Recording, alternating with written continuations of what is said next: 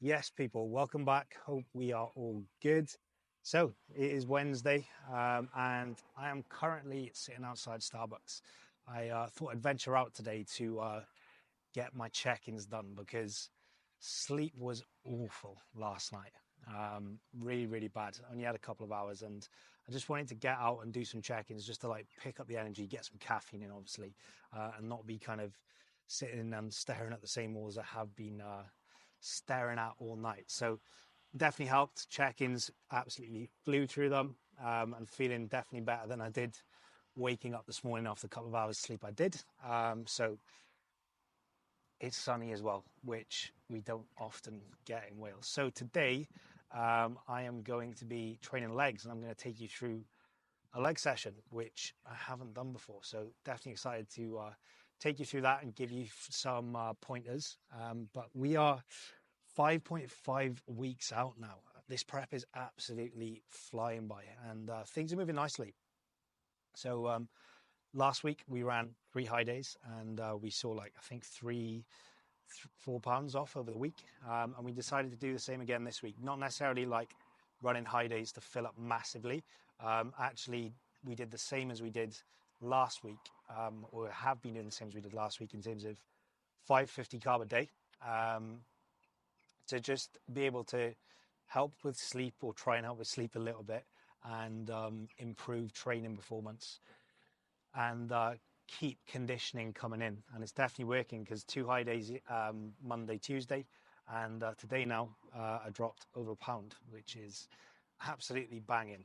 It definitely feels weird, and it's a bit of a mind boggle, being able to eat this much. Like yesterday, my head was a bit fried. Like I felt like I shouldn't be eating this amount of food. I should be doing more, but clearly it's working and it's a benefit. So the last week has definitely been challenging. The sleep is up and down, very much so.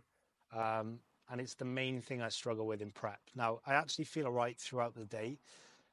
It just really does affect me mentally, and I don't feel great when I'm sitting there, 1, 2 in the morning staring at the walls. I don't feel great about it at all, but it's difficult. We are getting to that point now where body fat levels are going to start having an impact on sleep, and I'm just going to manage things as best as I possibly can, and kind of ride it out. But we're definitely moving in the right direction. Composition is actually changing daily, which is sick. So that's definitely giving me a bit boost of motivation. So I'm gonna go home now and start the high day. So more sourdough going in, the sourdough protocol. And I'll catch you when we get to the gym and take you through a full leg session. All right, we are in for legs. This is going to be interesting because it is hot, bruv. To be fair, coming here, it's not too bad. But I can already feel myself getting hot, and I haven't even started moving yet. So, yeah, it's definitely going to be fun. So, this leg session is very, very low volume. It started pretty low at the start of prep, and it has come down. One of the main reasons is like fatigue management. So, what we were finding is that I was having these massive weight spikes every single week, which isn't ideal. And I was completely wrecked by Thursday as well, and struggling to recover for Friday session. So prep largely is managing fatigue. That is, a big part of losing body fat. So it has come down. But if we also look as well at like how much volume I needed during my off season to grow, it wasn't very much. So like we obviously throw around like recommendations in terms of like how many sets per week you need to grow muscle, but it's very much person dependent. Like I was only doing 4 to 5 sets of quads throughout my off season, and they blew up. So in terms of like actually retaining them, I don't need much. And if doing 4 sets is driving a lot of fatigue and taking away from the rest of the weekend and fat loss, then it's not worth it. So in terms of the sessions set up this currently, so I've got 2 sets of hamstring curl into 1 set of a 1.5 leg press, which I'll talk you through when we get there. 2 sets of split squat, which feels like 5 sets. The double leg stuff is the single leg stuff. I'm going to do it twice. Is not fun. We've got 2 sets of adductor, 4 sets of calf raise, and then 4 sets of an ab curl. So it's not actually that big a session, but in terms of how much you apply yourself and how much you send it, you can get a lot out of a little. So That's absolutely what we're going to be doing. So we're going to start on hamstring curl, and we'll talk you through some pointers, take you through it, and show you what a leg session looks like on prep. Let's get it.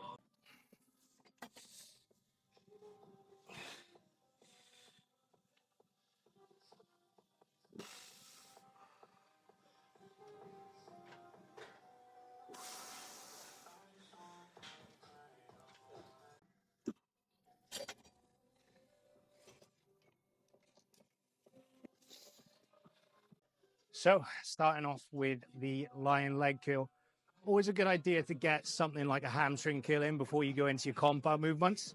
It just warms the knees nicely.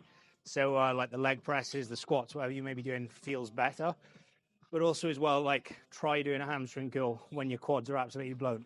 You're going to struggle to get a lot out of it. So putting it at the start of the session is definitely a benefit. Now, hamstring curl essentially is the bicep curl of the legs. So you really want to be treating it like an isolation, and not just like throwing up weight. So like common kind of mistake people make is this massive like arch in their back as they're doing it. Nice little booty pop there for you. So we want to avoid that. So in terms of how we want to set up, we really want to brace through the upper body. And I'm actually thinking of like rounding my upper back like this and holding that. So I'm not actually arching my back. And then actually like pulling down through the handles and tense my lats. And that's going to keep you nice and fixed. And then we're going to get all the tension through the hamstrings, which is exactly what we want. So 2 sets here. And then we're getting stuck into leg press.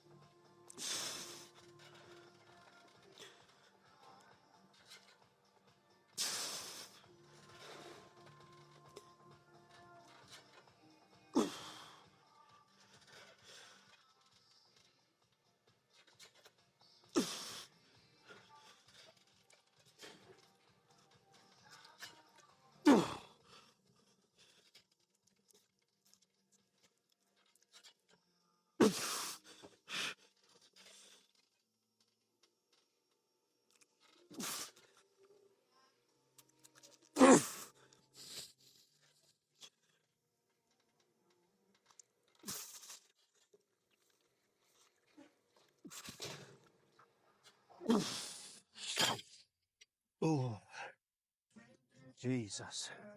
So key thing you'll notice what I was doing there is control, and specifically really having a good control in the lower in part, the eccentric part, and then pausing when my legs are straight and also when my legs are bent. So in terms of like building muscle or retaining muscle, we want as much tension as possible. And you controlling that eccentric portion, that's where you're going to generate the most tension. So super important you're controlling that and not just letting it fall. And then with the pause at the bottom, we're going to take out all momentum to make sure that you're actually doing all the work. Your hamstrings are doing all the work when you curl up, and then pausing at the top just to make sure you're getting a really strong contraction. So what you want to do is essentially keep that the same from rep 1 all the way to the end, not just like change your reps just to get an extra rep to write it in the logbook. We want to be getting good quality movement, as much tension as possible, and that speed of the pause, the eccentric, and the pause at the top, that should all stay the same. The only thing that does want to change speed is the concentric on the way up. So you notice at the end of that set, it's slowed down, and that is because I was approaching a failure. And that's how you're going to kind of like really like find if you're working hard enough. That's how you can see if you're working hard enough is that concentric slowing down unintentionally. That's the point you need to get to. So control, generate as much tension as possible, and then work to the point where it slows down significantly on the concentric, or you just physically can't get another rep.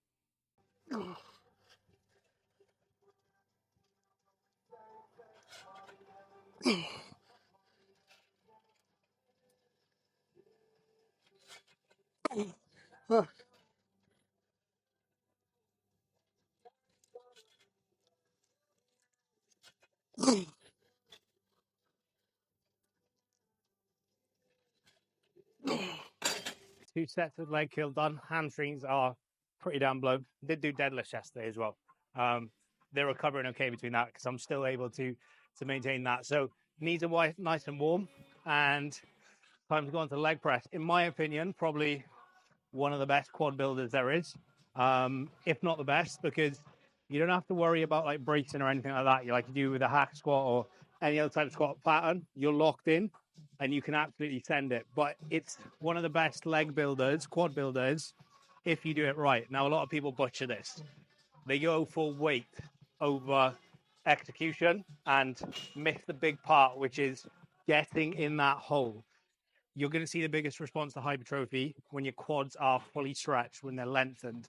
So making sure you're getting into the bottom is going to be absolutely key. Now, a lot of people would be like adding weight, and then they'll be like, "Oh yeah, I'll get a better depth next week," and that next week never comes because you get so caught up in chasing the weight on the leg press. So increasing the weight should never come with it should never come by sacrificing form. So when you're kind of like starting a new block, get your technique locked in and then stick with that and only progress the weight if you can keep that form, if you can keep that full depth. So key with this is getting depth. Now I'm doing a 1.5 leg press, 1.5 rep leg press, which is essentially you're going to go all the way down, back halfway up, all the way down, and then all the way up again. So that's one full rep. It's fucking disgusting. It blows my legs. It's essentially like an integrated length and partial. So again, seeing a big response to hypertrophy in that length and position. So we're going to do a partial as part of a full rep and get a big bang for your buck. So I've only got one set on this. It used to be two. Two killed me at the start of prep. So thank God it's only one. So we'll get stuck into it.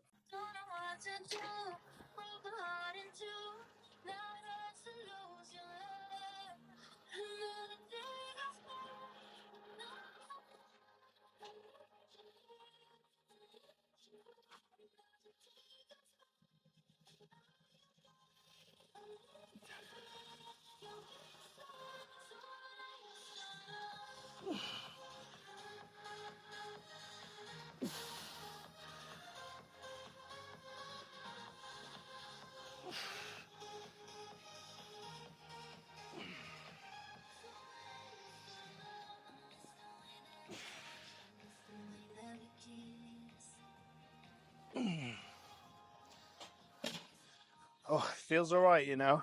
It's going to get spicy. You'll notice with my foot position that I'm not narrow. And that's probably a common misconception, is that you have to be narrow in order for it to be quad dominant. But the issue with that is you're going to run out of room, essentially, right? So if you're like that and you come down, your depth is restricted by you running into your torso. So while taking your legs wider may or will bring in some more adductor, you're going to be able to get deeper. Being able to get deeper means more knee bend. More knee bend means more challenge to the quad. So don't go narrow. Take your feet wider so you can get as deep as you possibly can. You're going to get a lot more quad growth from it.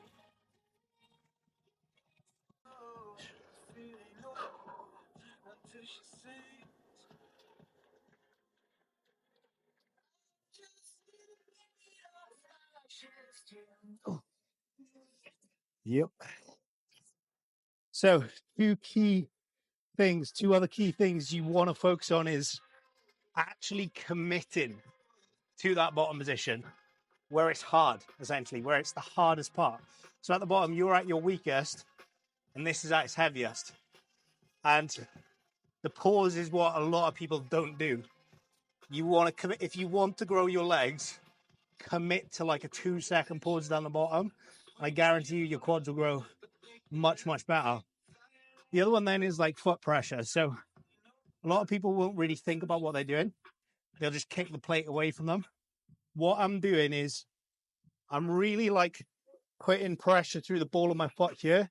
Obviously still trying to keep my heel down, but putting pressure through there on the way down and the way up. So on the way down, I'm not just letting it fall. I am thinking about pressing through the plate and slowly resisting it on the way down and keeping that throughout, pressing back up through the ball of my foot and then keeping that pressure at the top and on the way down.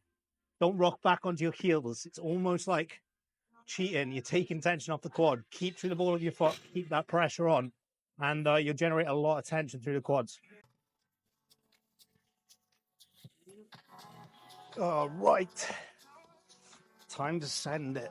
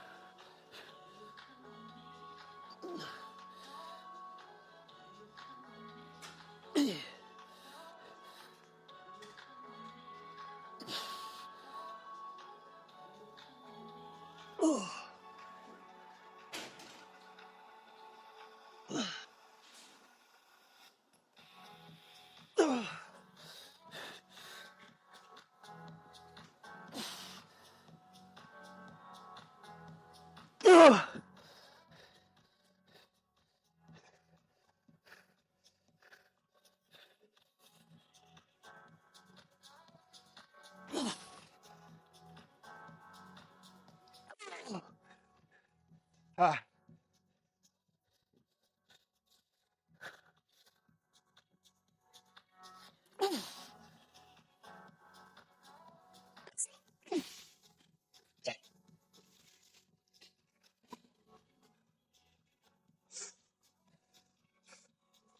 Oh, that was nasty.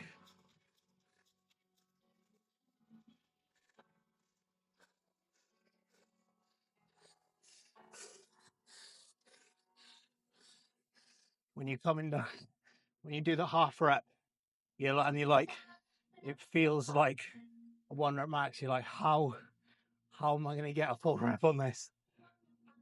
Horrible, horrible.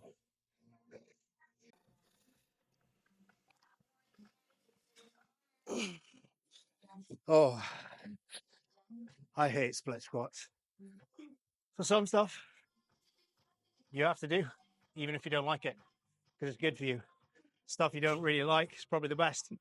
So, easy, real simple tip to set up properly on this, because I think a lot of people struggle with it, like finding their foot position. All you got to do, sit on a bench, put your legs straight out in front of you, and then wherever your heels land, whoa, is the perfect place to go into a split squat. So that's a really easy way to find where your feet should be. You can just use like a bottle or something to put a marker down. So I'm feeling, my legs are feeling a lot more shakier than usual on this. So this is going to be interesting. But same principles apply as to basically the first 2 movements, and every movement we're doing here is tension. So control through the eccentric and a pause down the bottom. People will rush this because it fucking sucks. But commit to it. Commit to that controlled eccentric. Commit to a pause down the bottom, which is hard on this. And the real hard part on this is actually getting into the slow moving reps, because it starts hurting well before you're actually getting to that point of getting close to failure. So that's something that needs to be learned if you want to grow muscle, is pushing past the point where it hits and pushing to the point where movement actually slows down. That's the point you need to be getting to. So 2 sets. I'm quite lazy on the warm up on this. I literally do a few reps on the weight. I do my back off and straight to my top set. So I'm not liking the thought of doing 40 kilos. I've just seen that the 40 kilo dumbbell isn't there as well. So I might actually have to go heavier, which is not going to be fun.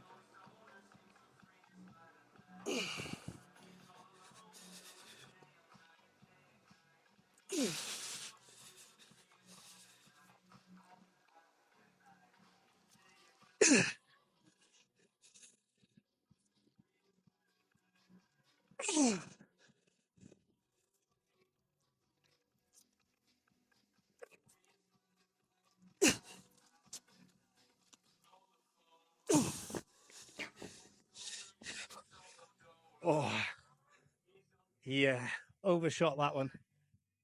Didn't have an option to. There's no 40, which I usually do. There's no 42. So I go 45. 7 reps from 45, though. Not too bad. Pretty pleased with that, to be honest with you. I just got to do the other leg.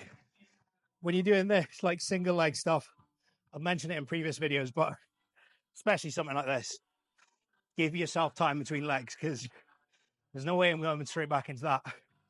Treat them as 2 separate sets, because you ultimately want to be getting as much out of your leg as possible and taking that to muscular failure rather than failing, because I can't breathe.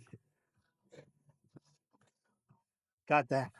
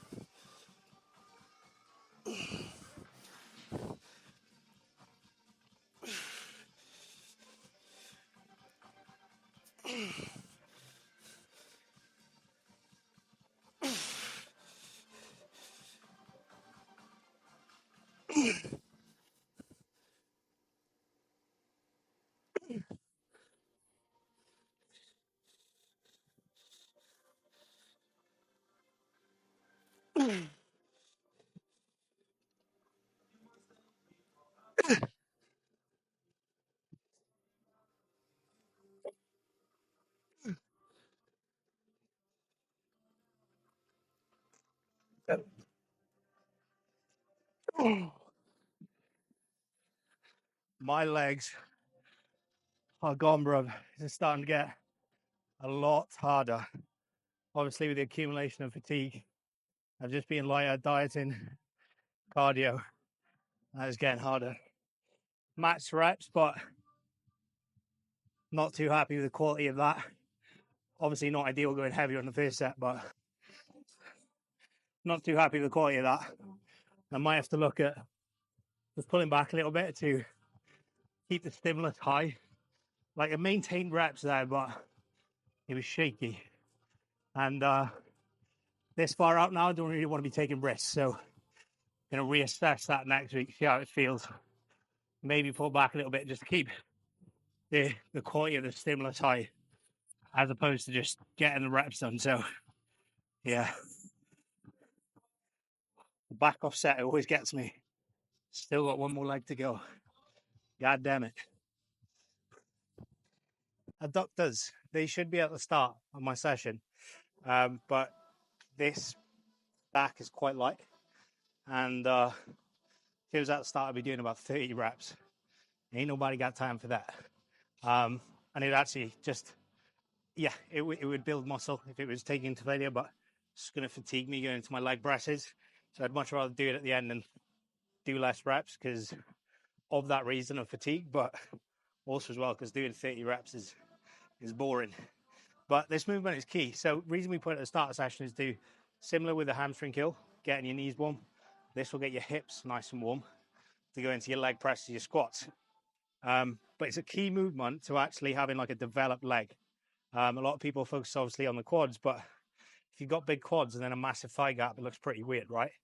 So this is going to develop the inside of your legs, make them look nice and thick and chunky from the front. So they're absolutely key. So when you're doing this, again, same principles apply to everything in terms of pause on the outside, pause on the inside. But you want to make sure that you've got a nice brace through here. You're tight, holding on to these handles, and perform it as if you're doing like, you know, the big movements, the squats, etc. Take it seriously, train to failure. But you want to brace through your stomach, pull yourself in, Squeeze to the middle, hold, really control it out. Take a pause there. This probably needs to go a bit wider for me, and then squeeze back in. Treat them properly, and your legs will thank you for it. Oh, I need to do some stretching.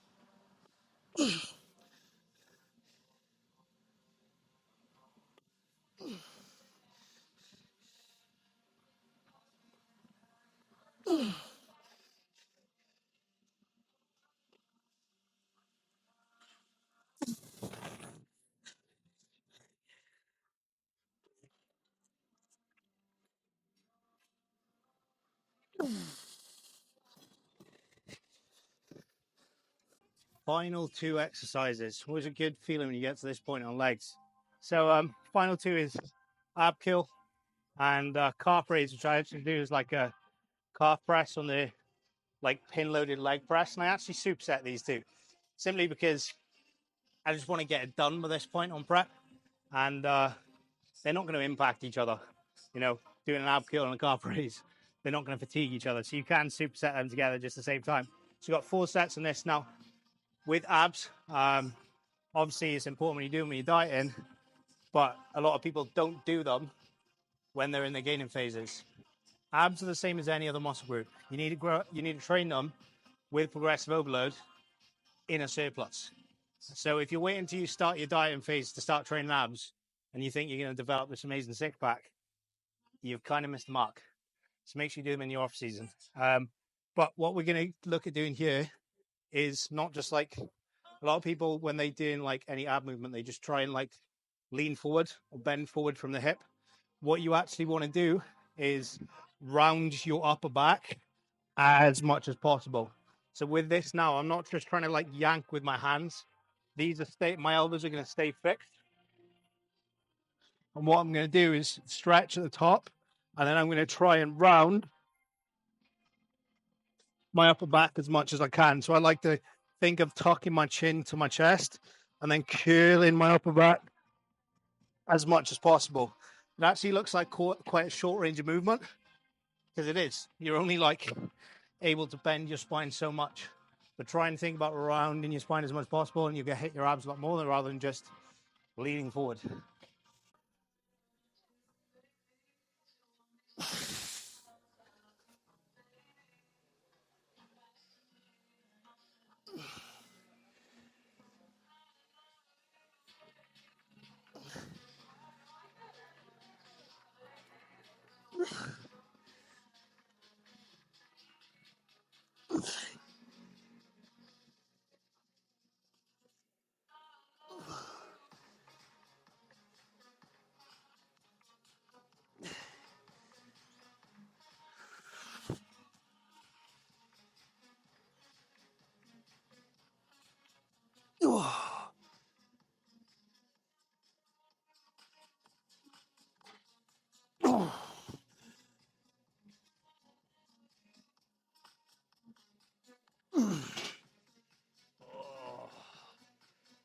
Pain.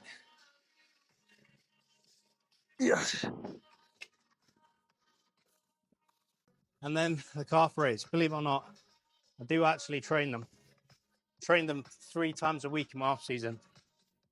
Not sure it did anything, but anyway, every session I did it with straight legs because it's actually been shown that the straight leg calf raise is more effective for growing your calves.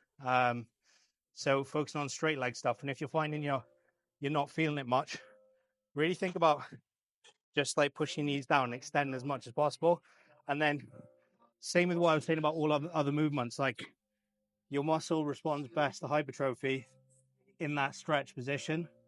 So don't just focus on like getting to the top and pumping the reps.